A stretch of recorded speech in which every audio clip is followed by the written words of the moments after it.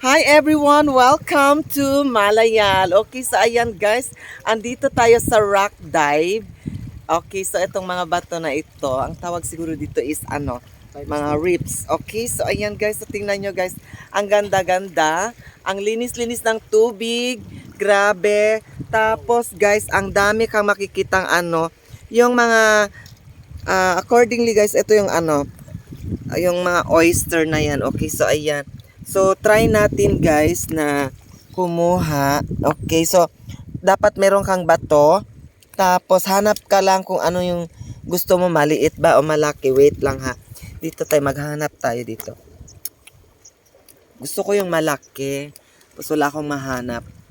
Okay, so wait lang ha. I-flex ko lang sa inyo talaga yung ito, malaki to. Ayan.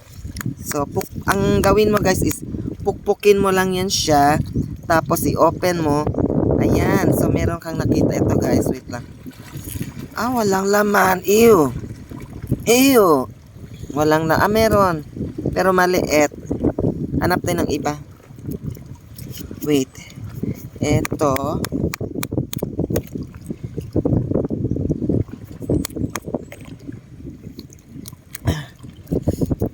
Ayan.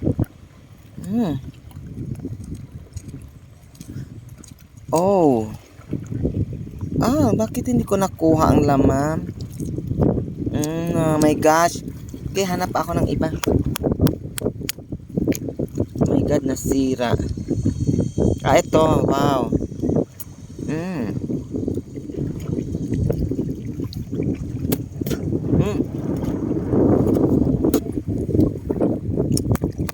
Maalat siya guys, syempre sa dagat, diba?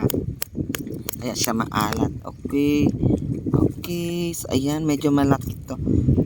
Hindi.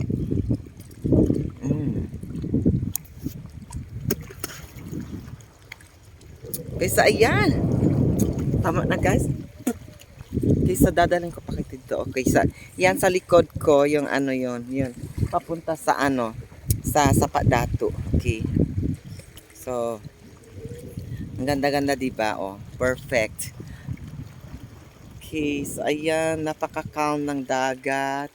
Tapos, medyo hindi siya kainitan kasi hindi talaga mainit yung sikat ng araw.